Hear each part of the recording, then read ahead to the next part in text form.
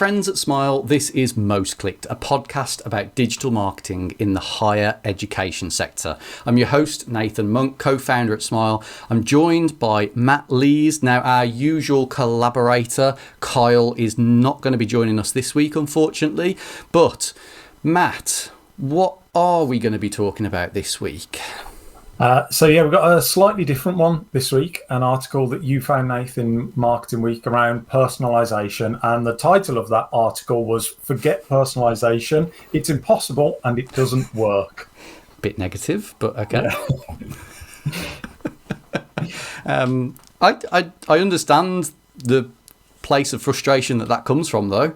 I thought this would be an interesting one because you and I have been working on personalisation in university websites and marketing campaigns for a long time now. And I understand that sentiment. I'm not sure I 100% agree with it, but I understand it.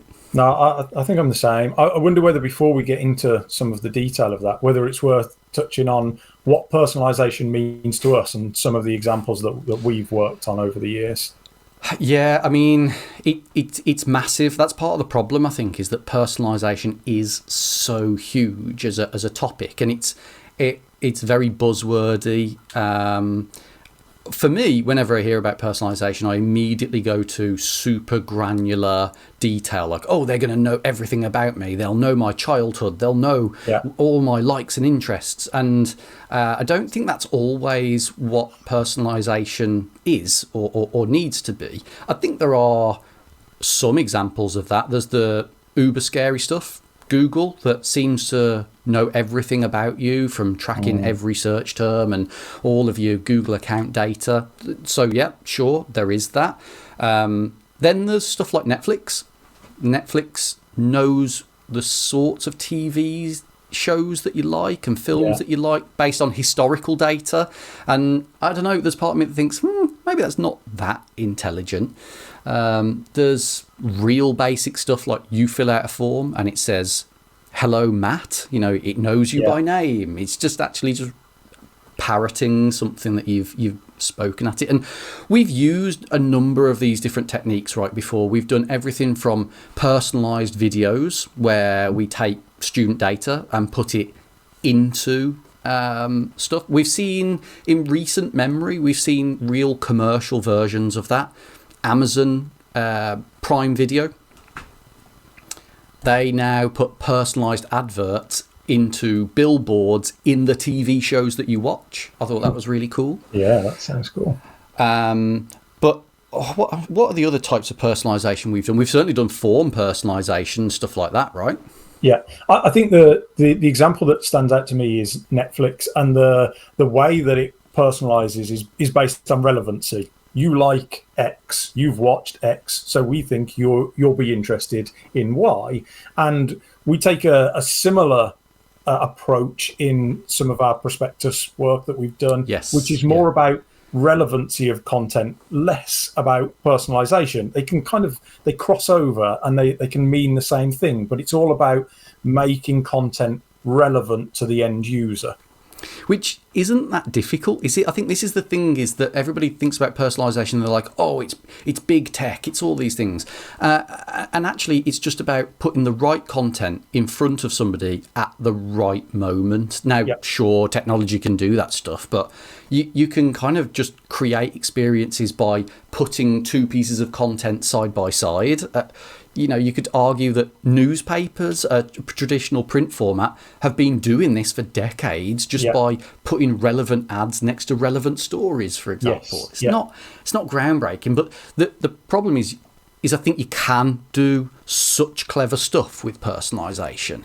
And a really, really, really cool example from recent memory is Delta Airlines. So Delta Airlines are doing, again, somewhat dystopian experiment at the moment where when you check into your flight, it knows, and it knows who you are, and it tracks you and your face so that when you look screen, what do they call them? Boarding screen, boarding gate, whatever they're called.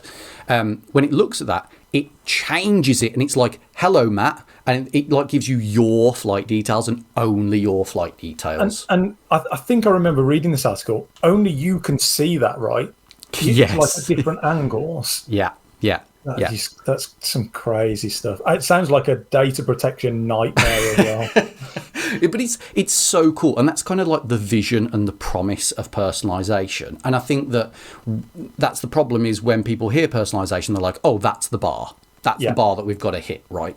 And the problem is that these companies are huge. They've got a lot of money to spend on these sorts of experimentation, and the higher education scene, does it have the budgets to pull that thing off? Yeah, well, I mean, when you're competing against social networks like LinkedIn and TikTok and their algorithms and how that serves content to users, universities don't quite have the same budgets, do they? You're not, and that's not even just budgets, right? That's time. I mean, how many years have these social networks been experimenting, developing, researching these algorithms? There's a reason TikTok sells its algorithm. It's because it knows it's put so much work in that it is impossible for you to catch up. It's impossible to get close. And so there's a real danger that when we talk to write off personalization, because it's almost so unobtainable to get to that level. Yeah, so it's about understanding the level that you're operating at and using the tools that are out there to power you at that level. 100%. And so, you talked about like our prospectus thing that we've been working on recently, prospectus.plus. And in that, the personalization is not quite as soft as the relevancy of content. We've done that in other stuff in the past, but it's also not like TikTok intelligent, right? But it simply asks you a number of questions about your interests, about the courses, the subject areas that you want to do, and then it automatically creates a short list of courses that it thinks you will be interested in. Don't get me wrong, it isn't like some sort of supercomputer AI thing that's going on. But is it valuable? Yeah, totally, because it's getting students to the information that they want to a lot quicker. Is it obtainable by universities and HE budgets? Yeah, totally. It's pretty easy to put together. So I think the article in Marketing Week, I understand it. I understand that somebody's probably come to this dude and been like, "Hey, I want the Google algorithm for 20 grand, please." And he's kind of gone, "Yeah, it's just not going to happen." And it's a really interesting article. There's more to it than that. I'm definitely being a bit reductionist. But like you said, Matt, don't give up on personalisation because of that. Yeah, 100%. We did some really cool stuff. We did some really cool stuff years ago when we were doing personalised videos for University of Birmingham. And in it understood who the student was. In the video, there was somebody sending a text message, and it sent them the text message at that moment in the video to the person. It was so cool, and that was years ago. This tech is just lying around dormant, ready to be tinkered with. And it's hard work, but the payoff is worth it because the experience for your end users is unparalleled. It is hard though, isn't it? I think that kind of uphill effort. It's like, do you want that learning curve and stuff, or you got to partner with somebody that does get it, and then they've got to understand your vision and stuff. There's a lot of variables, I guess, to go wrong in something like that. But I'm with you. Like I personally think it's worth it, and we're perhaps not the best audience because when we see that Delta thing, we're like, "Oh, that's so cool." I don't know what our audience necessarily think of something like that. Definitely some will be like, "Whoa, that's super scary. I don't want to go anywhere near that."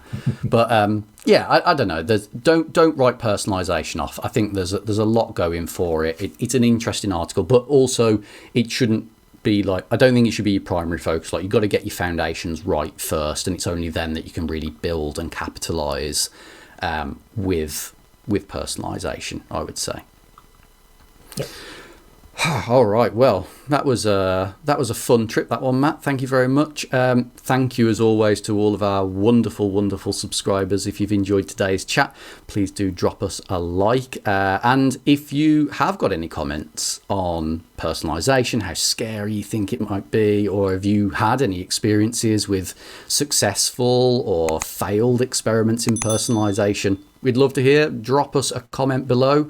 But for now, see you next time.